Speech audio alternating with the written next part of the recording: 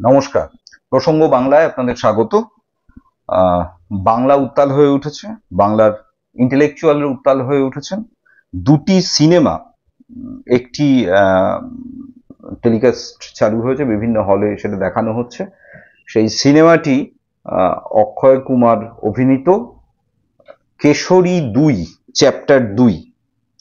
এই কেশরী চ্যাপ্টার 2 সিনেমাতে আপনারা এর মধ্যেই শুনে ফেলেছেন যে ক্ষুদিরাম বসু, প্রফুল্ল চাকি ইত্যাদি আমাদের অগ্নিযুগের বিপ্লবী যারা আর কি, যাদেরকে এখনো আমরা আমাদের তো সবকিছু হারিয়ে গেছে, তারপরেও কয়েকটি নাম রয়ে গেছে, কয়েকটি মণিমুক্ত বাঙালি জাতির মধ্যে রয়ে গেছে। তার অন্যতম ক্ষুদিরাম বসু, প্রফুল্ল চাকি ভারতীয় বিপ্লবীদের ব্রিটিশ বিরোধী লড়াই, সাম্রাজ্যবাদ বিরোধী লড়াই প্রথম আত্মত্যাগকারী, এবং যাকে নিয়ে একবার বিদায় দে মা ঘুরে আসি গ্রাম বাংলায় ঘরে ঘরে যে গান পৌঁছে গেছিল, একজন 16 বছরের বালকের হাসতে হাসতে গিয়ে বন্দে মাতারাম বলে ফাঁসির দড়িতে ঝুলে পড়া, এর যে নিদর্শন, এর যে দেশপ্রেমের যে উন্নত ভাবনা, যেটা ভারতবর্ষে তখনো দেশ ব্যাপারটা কি, ভারতবর্ষের অধিকাংশ প্রভিন্সে তার কোনো সূত্রপাতই হয়নি সে সময়, কারণ সেই সময় মহাত্মা গান্ধী হয়ে দেশে এসে পৌঁছননি।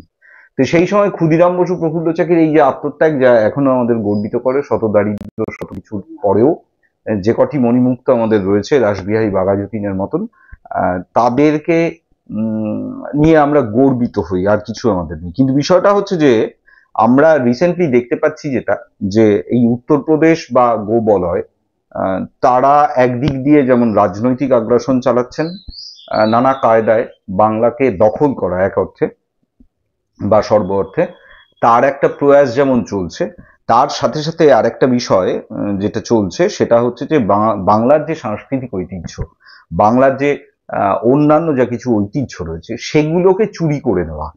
এবং এই চুরি করতে গিয়ে যেটা হলো আর কি, মানে এই করণ সিং ত্যাগী, করণ সিং ত্যাগী বা ইন্ডিয়ান ফিল্মে বা বাংলা সিনেমাতেও যে আমাদের ঐতিহ্য রয়েছে আর কি, সেখানে করণ সিং ত্যাগী কোনো 120 জনের তালিকাতেও কোনোদিনই আসবে না। তার কোনো ইয়ে নেই।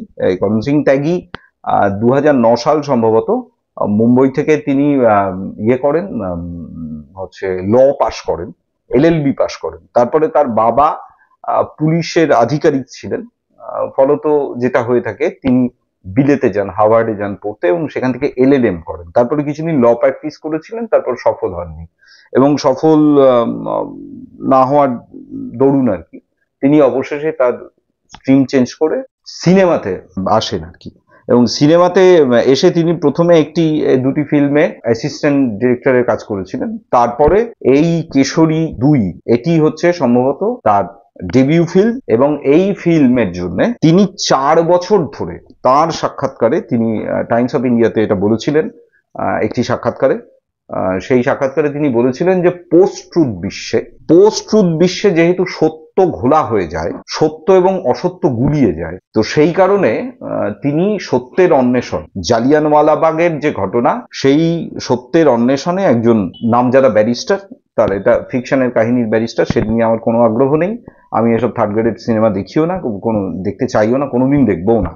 তো সুতরাং সেটা বিষয় না, তার চরিত্রদের নাম, কে সেখানে অভিনয় করেছেন, কে কটি পুরস্কার পেয়েছেন, কার ঝুলিতে কত টাকা ঢুকেছে, কত টাকার প্রফিট হয়েছে, আমার কোনো ইন্টারেস্ট নেই ব্যাপারে।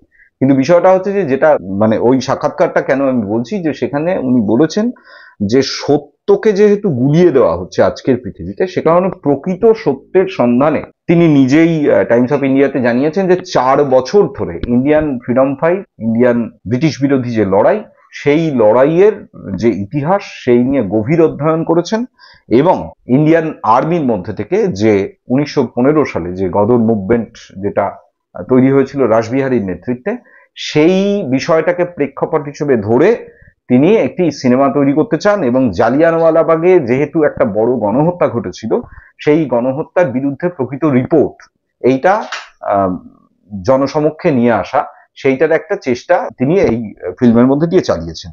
কিন্তু কি এতে প্রডিউসড হলো, সেটা দেখা গেল যে আমাদের ক্ষুদিরামের নাম চুরি হয়েছে, প্রফুল্ল চাকির নাম চুরি হয়েছে, আরো অজস্র নাম চুরি হয়েছে। সত্যানুসন্ধানের গুঁতো এমন যে দেশ বরেণ্য ক্ষুদিরাম বসু তিনি হয়ে গেলেন ক্ষুদিরাম সিং, এবং বারিন ঘোষ তিনিও দেশ বরেণ্য, তিনি হয়ে গেলেন বারিন কুমার।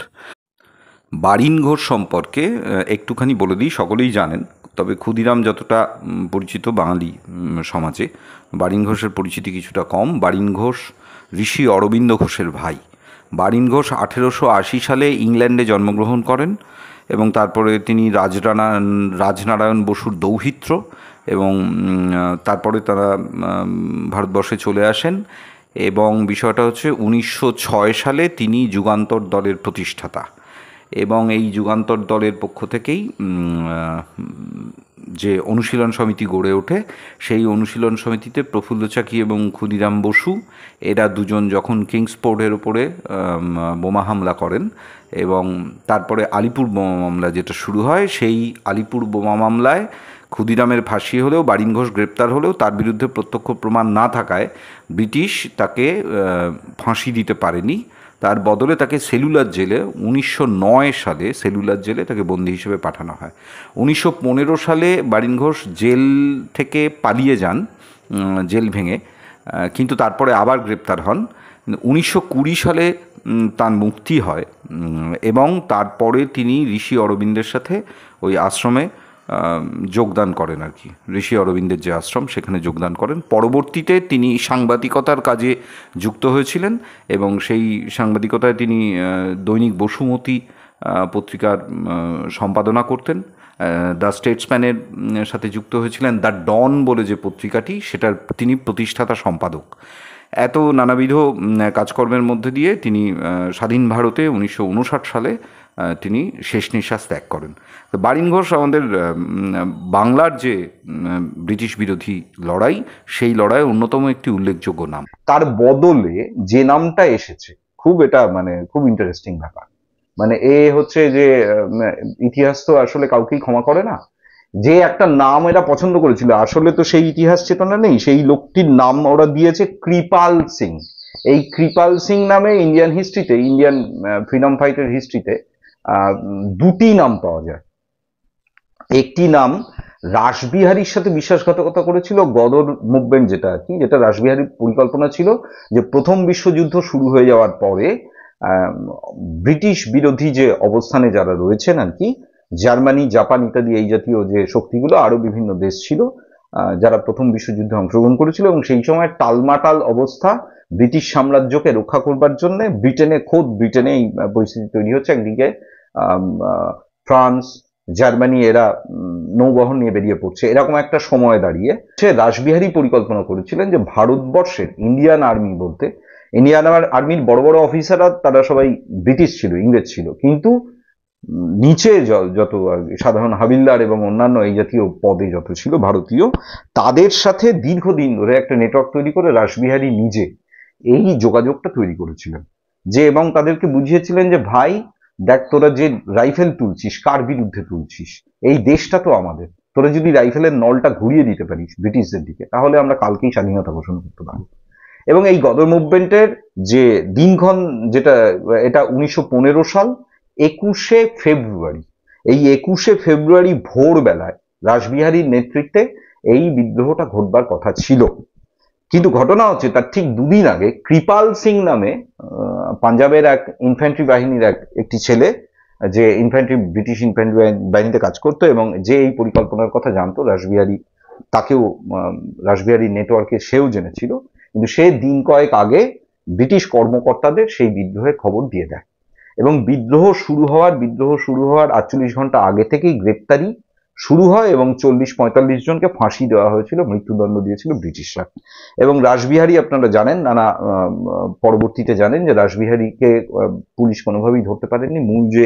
এই বিদ্রোহের মূল যে নেতা ছিলেন রাসবিহারী বসু, তিনি, এটা এই 1915 সালের ঘটনা, 1915 সালেই তিনি ছদ্মনাম নিয়ে, PN ঠাকুর ছদ্মনাম নিয়ে, রবীন্দ্রনাথ ঠাকুরের ভ্রাতা এই ছদ্মনাম দিয়ে তিনি একটি পাসপোর্ট এবং ভিসা তৈরি করেন, এবং সেই PN ঠাকুর ছদ্মনাম নিয়ে তিনি জাপানে পালিয়ে যান, এবং জাপানে গিয়ে তারপরে তার বিপ্লবী কর্মকাণ্ড INA, ইন্ডিয়ান ন্যাশনাল যে আর্মি, সেটা তৈরির জন্য তিনি বাকি জীবনটা করেন, এবং তিনি পরবর্তীতে সেটা সুভাষ বসুর হাতে তুলে দিয়েছিলেন, নেতাজি সুভাষ বসু, যেটা নিয়ে নেতাজি আবার ঢুকে এসেছিলেন। তাহলে রাসবিহারীর এই যে ফাইনাল যে বিদ্রোহ যেটা ছিল, তার আগে রাসবিহারী যা যা করেছে তার তো নানা কিছু আমরা জানি, নানাভাবেই জানি, কিন্তু এই যে আর কি বিদ্রোহটার কথা শুনেছিলাম, সেটা ব্যর্থ হলো কৃপাল সিং নামে এক গদ্দারের গদ্দারিতে। এবং ঘটনা হচ্ছে যে সেখানে ঘটনাক্রমে যেটা দেখা গেল যে করণ সিং ত্যাগী যে সিনেমা বানিয়েছেন তার হিরোই একজন গদ্দার। আসলে হিস্টোরিক্যালি একজন গদ্দারকেই তারা হিরো বানিয়েছেন। এবার উত্তরপ্রদেশের এই ছেলে ছোকরাগুলো বাংলা থেকে সম্পদ লুটে নিয়ে যা গেছে গেছে, উত্তরপ্রদেশ, মহারাষ্ট্র, গুজরাট ইত্যাদি এইসব এরিয়ার।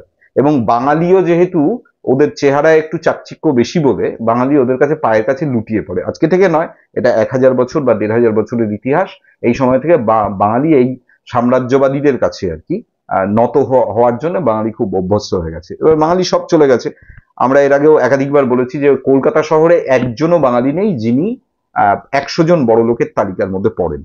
সবটাই অবাঙালি। এটা ভারতবর্ষে না, বাংলায় না, কলকাতা শহরে। কলকাতা শহরে সমস্ত বড় লোকেরাই অবাঙালি। তো বাঙালির বৃত্ত গেছে, বাঙালির বড় বড় শপিং মলের কোনো মালিকানা তাদের নেই, কারণ কোনোটারই কিছু নেই।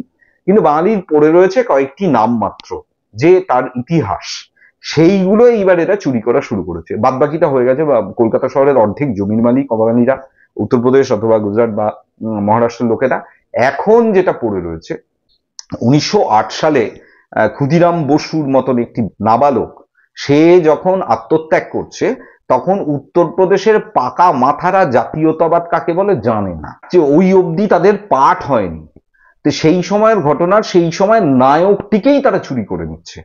এবং ডিস্টরশন, কাহিনীকে বিকৃত করবার যে একটা ভয়ঙ্কর প্রচেষ্টা, যেটা আমি বললাম আর কি, যে এই ছেলেটি টাইমস অফ ইন্ডিয়াতে সাক্ষাৎকার দিয়ে বলেছে পোস্ট ট্রুথ বিশ্ব, এবং সেখানে সত্যের সন্ধান, সেটা খুব জরুরি। এবং জালিয়ানওয়ালাবাগ সম্পর্কে সেটা তার সত্য উদ্ঘাটন করবার জন্য এই সিনেমাতে সে তৈরি করেছে। এবং কাহিনী শুরুও হচ্ছে সেই রকম ভাবেই, আমি একটু যেটা পেলাম। কিন্তু বিষয়টা হচ্ছে যে সেখানে আদপে যেটা করা হলো, সত্যটাকে গোলানোর জন্য খুব পরিকল্পিতভাবে নামা হলো। এবং যে নামটা এরা বেছে নিল, কৃপাল সিং, অন্য কিছু মনোজ সিং, প্রভাকর সিং যা খুশি নিতে পারতো, খুব বেশি হতো না। কিন্তু কার্যক্ষেত্রে দেখা যাচ্ছে সেই কৃপাল সিংই একজন আসলে বিশ্বাসঘাতক। দ্বিতীয় আরেকজন কৃপাল সিং আছে, সেই কৃপাল সিং এর ইতিহাসের নাম অনেক পরে আসে। সেটা হচ্ছে যে সুভাষ বোস যখন বার্মা দিয়ে বাহিনী নিয়ে, আইএনএ ফৌজ, রাসবিহারীর তৈরি ফৌজ নিয়ে প্রায় 20 বছর পরে বার্মা দিয়ে ভারতবর্ষ আক্রমণ করতে ঢুকেছে, এবং যে আইএনএ ভারতবর্ষের সাথে যুদ্ধ করে, তখন দ্বিতীয় বিশ্বযুদ্ধ শুরু হয়ে গেছে। এবং দ্বিতীয় বিশ্বযুদ্ধের সময় দেশকে স্বাধীন করবার জন্য যে আইএনএ যখন মার্চ করে ঢুকছিল, তখন সেইখানে এক ব্যক্তি সুভাষ বোসের কাছে গিয়ে যোগাযোগ করেছিল, যার নাম ছিল কৃপাল সিং। এই লোকটিও কৃপাল সিং, যদিও সে নয়। এই কৃপাল সিং ব্রিটিশ গভর্নমেন্টের চর ছিল, এবং ব্রিটিশ গভর্নমেন্টের চর হিসেবে সে রেডিও বার্তায় কাজ করতো। ব্রিটিশ গভর্নমেন্টের পুলিশের অথবা অন্য কোনো এরকম বাহিনীর কোথায় সে কাজ করতো সেটা জানা যায় না। কিন্তু বিষয়টা হচ্ছে যে এই জাতীয় কাজকর্ম করতো, এবং সে সুভাষ বোসকে কোনোভাবে কনভিন্স করে আজাদ হিন্দ ফৌজের যে রেডিও বার্তা, সেই বার্তাগুলোকে লিক করে ব্রিটিশ গভর্নমেন্টের কাছে পাঠানো, ব্রিটিশ স্কটল্যান্ড ইয়ার্ডকে এবং লালবাজারকে এটা পাঠানো শুরু করে। এবং ফলত খুব দ্রুত লালবাজার এবং অন্যান্য ইংরেজ আর্মি, ব্রিটিশ আর্মি, তারা খুব প্রিপারেশন নিয়ে ফেলতে শুরু করে যে আজাদ হিন্দ ফৌজের বর্তমান অবস্থান কোথায়, কিভাবে তাদের কাছে কি কি আছে, কি কি সমরাস্ত্র রয়েছে, কত তাদের বাহিনী, ইনফ্যান্ট্রিতে কত লোক রয়েছে, তাদের অন্যান্য কি কি শক্তি রয়েছে, কত বোম রয়েছে, কত কামান রয়েছে, যাবতীয় এই তথ্যই কৃপাল সিং এর মাধ্যমে ব্রিটিশরা সেই সময় পেয়েছিল। এবং বিষয়টা হচ্ছে যে আজাদ হিন্দ ফৌজের, সুভাষ বোসের নিজস্ব একটি গুপ্তচর বাহিনী ছিল। সেই গুপ্তচর বাহিনী কিছুদিনের মধ্যেই এই কৃপাল সিংকে ধরে ফেলে যে আসলে ব্রিটিশ চর, এবং ব্রিটিশ চর হিসেবেই সে এই আইএনএতে যোগদান করেছে। এই কৃপাল সিংকে তখন সুভাষ বোসের নেতৃত্বে একটি বিচার সভা, আজাদ হিন্দ ফৌজের বিচার সভা বসে, এবং অনুমান করা হয় যে তাকে মৃত্যুদণ্ড দিয়েছিল আজাদ হিন্দ ফৌজ। সুভাষ বোসের নেতৃত্বে এই বিচার হয়েছিল। এবার বিষয়টা হচ্ছে, তার মানে দুটি কৃপাল সিংকে আমরা এই ইন্ডিয়ান ফ্রিডম ফাইটের এই এন্টায়ার পিরিয়ডে পেলাম, দুটি খুব বড় মাপের গদ্দার, বড় মাপের বিশ্বাসঘাতক। মির্জাফর টিরজাফর নয়, অন্য কেউ নয়, এই রেঞ্জের বিশ্বাসঘাতক, যারা একেবারে ভেতরে ঢুকে গিয়ে একবার আইএনএর আর একবার গদর বিপ্লবের যে কর্মসূচি, সেটা ব্রিটিশদের কাছে ফাঁস করে দিয়েছিল। হেন কলঙ্কিত কৃপাল সিং হচ্ছে এই সিনেমার নায়ক। এবার এইটা দেখুন, কাহিনী হয়তো আপনারা জানবেন কিছুদিন পরে। এই সিনেমাকে দাঁড় করাবার জন্য নানা রকম তো প্রচার প্রয়াস এটা তো চলছে, এবং এটা নিয়ে একটা বড় বিতর্কের জায়গাও উঠে গেছে আর কি। একটু একটু করে বাঙালি বুঝতে পারছে যে আসলে এই যে সাধু বেশে যে যারা আসছে আর কি, নানা রকম বড় বড় কথা বলে, তারা যে অতিশয় চোর, এ নিয়ে সংশয় যেটুকু একটা বড় অংশের হিন্দুত্ববাদী বাঙালির মধ্যে থাকলেও ধীরে ধীরে অন্তত একটু পেটে দু কলম বিদ্যে যাদের রয়েছে, তারা কিন্তু এটা বুঝতে পারছেন সাধু বেশে আসলে চোর এসে হাজির হয়েছে। বড় বড় স্করপিও নিয়ে, হেলিকপ্টার নিয়ে, চার্টার ফ্লাইট নিয়ে কিছু চোর বাংলার সবটা নিয়ে যাওয়ার জন্য চেষ্টা করছে। এবার সে বাঙালি কি করবে, কিভাবে এটা প্রতিহত করবে, সেটা তো নিয়ে তাকে ভাবতে হবে। তো বিষয়টা হচ্ছে যে আরো একটা সিনেমার কথা প্রসঙ্গত চলে আসে, সেটা হচ্ছে বেঙ্গল ফাইলস। আপনারা নিশ্চয়ই জানেন, এবং দ্য গ্রেট ক্যালকাটা কিলিং, এই দ্য গ্রেট ক্যালকাটা কিলিং এই শব্দটাও এসেছিল হচ্ছে দ্য স্টেটসম্যানের একটি সম্পাদকীয় থেকে সেই সময় 1945-এ, 46-47-এ, যখন 46-এর দাঙ্গা, যে সময় গোটা ভারতবর্ষ উত্তাল হয়েছে, মুসলিম লীগ এবং আরেকদিকে কংগ্রেস, এদের মধ্যে দেশ ভাগাভাগি নিয়ে যখন চলছে আর কি, টানাপোড়েন চলছে, সেই সময় যে ঘৃণার যে চাষ যেটা আজকেও হয়, সেই সময় যেটা হয়েছিল, হিন্দু এবং মুসলিম, বাঙালি হিন্দুর সবচেয়ে বড় শত্রু বাঙালি মুসলিম, এবং বাঙালি মুসলিমের সবচেয়ে বড় শত্রু বাঙালি হিন্দু, এইভাবে মানে অনেক আগেই, আজ থেকে 70-80 বছর আগে আমাদের বাংলাতে যে পোস্ট ট্রুথের চাষ হয়েছিল, মানে মিথ্যের চাষ হয়েছিল, সেইটার অন্যতম ফলাফল যেটা দেখা যায় যে 1946-47-এর দাঙ্গা, সেই সময় স্টেটসম্যানের সম্পাদকীয়তে এই দ্য গ্রেট ক্যালকাটা কিলিং এই শব্দটি ব্যবহার করা হয়েছিল, এবং তারপরে মুক্তর মতন এই শব্দটিকে তুলে অজস্রবার এটা ব্যবহার করা হয়েছে। ক্যালকাটা কিলিং কি কি বৃত্তান্ত, মুক্তম খাবিজাবি, সেটা তো পরের কথা, কিন্তু সেখানে একজন বাঙালিকে গোপাল পাঁঠা, যার নাম, সেই গোপাল পাঁঠা, যার একটি মাংসের দোকান ছিল, তার আসল নাম গোপাল মুখার্জি, তার কলকাতা শহরে একটি মাংসের দোকান ছিল, এবং সে ওই কাটারি চালাতে অভ্যস্ত ছিল, এবং বিষয়টা হচ্ছে যে পুলিশের ডায়েরিতেও তাকে একজন গুন্ডা হিসেবে চিহ্নিত ছিল আর কি, নোটেড নাম ছিল, যেহেতু তার একটি নিজস্ব বাহিনী ছিল এবং সে খুব দক্ষ ছিল আর কি এই সমস্ত ছুরি কাছি ইত্যাদি ধরবার ক্ষেত্রে। তো যাই হোক, সেই গোপাল পাঠাকে নায়ক করে সেই এটা করা হচ্ছে, যেহেতু ইনি হিন্দু, ফলত বেঙ্গল ফাইলস বলে যে জিনিসটা তৈরি করা হচ্ছে। কিন্তু বিষয়টা হচ্ছে যে বাঙালির ইতিহাস মেক করে দিতে আসবে, তৈরি করে দিতে আসবে একটা উত্তরপ্রদেশ থেকে ছোকরা, যে ছোকরা কদিন আগে সে বানাতো কিছু পানু ফিল্ম, এবং তার এগেনস্টে এর আগে তনুশ্রী দত্ত নামে একজন অভিনেত্রী মলেস্টেশনের অভিযোগ করেছেন বেশ কিছু। ওই হেড স্টোরি বলে একটা সিনেমা, আপনারা নিশ্চয়ই নাম শুনেছেন আর কি। তো এরা মূলত সফট পানু বানাতো। তো এবার সে হঠাৎ করে এসে বাংলায় বাঙালিকে ইতিহাস জানাবে, সেই ইতিহাসটাও আবার পেশোয়ারের ইতিহাস নয়, বাংলার ইতিহাস। কাশ্মীর ফাইলস নিয়ে আমরা দেখেছি, কাশ্মীর ফাইলস সিনেমাও আমরা দেখিনি, দেখতে যাই অনেক প্রয়োজন নেই কোনো, কারণ এই থার্ড গ্রেডের সিনেমা দেখবার মাথা হ্যাং করবার কোনো প্রয়োজন নেই। কিন্তু এখানে মূলত যেটা করা হচ্ছে, ঘৃণার চাষ করা হচ্ছে। এবার এই ঘৃণার নির্বাণ কোথায়? তাকে পুরস্কৃত করা হচ্ছে এক মঞ্চে, মোদি তাকে তুলে, প্রাইম মিনিস্টার তাকে তুলে কোলাকুলি করছেন, তাকে আইসিসিআর এর অন্যতম কনভেনার করে দেওয়া হয়েছে, তাকে সিবিএফসির মেম্বার করা হয়েছে ফিল্ম এবং রিলেটেড সাবজেক্ট নিয়ে, এইগুলো করে দেওয়া হচ্ছে। সেন্ট্রাল গভর্নমেন্ট তাকে করা হচ্ছে, পুরস্কৃত করছে কাশ্মীর ফাইলস নিয়ে। এবার তারা টার্গেট করে নিয়েছে বেঙ্গল, এবং বেঙ্গলকে যত রকম কায়দায় মেলাইন করা যায়, বাংলাকে যত রকম ভাবে ছোট করা যায়, তার একটা ধারাবাহিক প্রচেষ্টা এইবার এই মিডিয়াতে চলে এলো। এবার দেখুন, অনেকেই তো এই প্রকৃত ইতিহাস জানে না, তাহলে এইবার যেটা দাঁড়াচ্ছে পরিস্থিতি, তাহলে তো ভয়াবহ দিকে নিয়ে চলে যাওয়া হচ্ছে বাংলাকে ধ্বংস করবার জন্য, এবং বাঙালিদের একাংশ এর সবচেয়ে বড় সমর্থক হয়ে গেছে। এর চেয়ে বড় দুঃখের এবং দুর্ভাগ্যের কিছু হতে পারে না। হয়তো দেখা যাবে এই বেঙ্গল ফাইলস এবং এই করণ সিং ত্যাগীর এই যে সিনেমাটা কেশরী 2, এটা হিটও হয়ে গেল এবং বাংলাতেই প্রচুর মানুষ দেখে ফেলছেন, এই কাণ্ড ঘটে যেতেই পারে। এবং তাহলে কিন্তু খুব অ্যালার্মিং বিষয়, তাহলে কিন্তু ভয়ানক চিন্তার বিষয় যে আদপে আমরা কোন দিকে হাঁটছি, আমরা কোথায় চলেছি, আমাদের তো কিছুই নেই।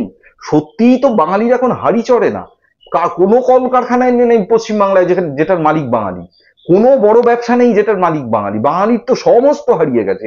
এবার ক্ষুদিরাম বোস, প্রফুল্ল চাকি, দুদিন বাদে দেখবো রবি ঠাকুরকে নিয়ে হচ্ছে, ঠাকুর পদবি তুলে দিয়ে সেখানে একটা লাগিয়ে দেওয়া হয়েছে, ঠাকুর সিং করে দেওয়া হয়েছে, রবি ঠাকুর সিং, এরকম কোন নাম দিয়ে দেখা যাচ্ছে তিনিই পেয়েছিলেন নোবেল। এইরকম কোন একটা জায়গায় তাকে রামমোহনকে নিয়ে নেবে, বিদ্যাসাগরকে নিয়ে নেবে, যে কটা মানুষ রয়েছে আমাদের, মানব সম্পদ ছাড়া তো বাংলার আর কিছু নেই, কিছু উর্বর জমি, নদী নালা, আর কিছু মহামানব, এই তো বাংলার ইতিহাস। তো এইগুলোকে ধরে ওরা টান পাড়াপাড়ি শুরু করেছে, যেহেতু ওদের কালে কোনো কেউ জন্মায়নি, আগামীতেও কোনো চান্স নেই, কারণ যাদের উৎপত্তিতেই এরকম গোলযোগ থাকে আর কি, মিথ্যের চাষ হয়, সেখানে আগামীতে কিছু যে ভালো কিছু আসবে সেখান থেকে আমরা আশা করি না। এবার তার চেয়ে বড় কথা হচ্ছে যে তাহলে যে পরিস্থিতি দাঁড়াচ্ছে, ধরুন সেটা বেঙ্গল ফাইলস হোক বা আরো কিছু হোক, এই যে ঘৃণার চাষ যেটা ক্রমাগত হয়ে চলেছে, তার সাথে সাথে হয়ে চলেছে মিথ্যের চাষ। এবং বাংলার যা কিছু আছে আর কি, কারণ দখল হয়ে গেলে বাকি বাঙালিরা দাস হয়ে যাবে, কারণ বাঙালিরা তো দাস হওয়ার জন্যই জন্মেছে, তারা তো ভুলে গেছে তাদের ইতিহাস, তাদের ঐতিহ্য, তাদের সংস্কৃতি, তাদের যা কিছু। তো যেহেতু ভুলে গেছে এবং বাঙালি পেছন পেছন দৌড়োয়, কারণ ওরা ওই যে বললাম একটু দেখতে ভালো, তো বেশ চকচকে দেখতে আর কি, সেই কারণে বাঙালি এটা অতীতেও ঘটে গেছে, বাঙালি একাধিকবার এদের দাস হয়ে গেছে। তা আজকেও সেই দাসত্বের জন্য বাঙালি প্রস্তুত। এবার বিষয়টা হচ্ছে যে এই দাসত্বের রক্ত তো সকলের নেই, সুতরাং বাকি যে বাঙালি সমাজ, তাদের কাছে আমাদের এই আহ্বান থাকবে, আপনারা অন্তত বিষয়টাকে জানুন, সঠিকভাবে জানুন এবং জানবার চেষ্টা করুন। আজকে ইনফরমেশনের যে বুম ঘটে গেছে গোটা পৃথিবী জুড়ে, তাতে জানতে চাইলে সবকিছুই জানা যায়। তার সমস্ত বইপত্র ইত্যাদি লিঙ্কপত্র অনায়াসেই গুগল সার্চ করে বের করে ফেলা যায়। অন্যভাবেও অজস্র লাইব্রেরি এখনো বাংলায় রয়েছে, উত্তরপ্রদেশে অত লাইব্রেরি নেই। অজস্র অন্ধকার ঘরের মধ্যে অজস্র বইয়ের ভেতরে মৃত অক্ষরের মতন লেখা জীবিত জ্ঞান, সেগুলো এখনো রয়ে গেছে, জীবিত ইতিহাস এখনো পুড়িয়ে দিতে পারেনি উত্তরপ্রদেশী গুন্ডারা। তো সুতরাং এখনো কিছু ডকুমেন্টস বাংলার পাড়ায় পাড়ায়, গ্রামে গ্রামে লাইব্রেরির ভেতরে রয়েছে। দয়া করে এই শিক্ষিত মধ্যবিত্ত বাঙালি সমাজ নিজের ইতিহাসকে জানুন। এই আত্মবিস্মরণের জন্য আগামী ভবিষ্যৎ কিন্তু, বাংলার ভবিষ্যৎ আপনাদের ক্ষমা করবে না, আপনাদের উঠে দাঁড়াতেই হবে। নমস্কার, ভালো থাকবেন।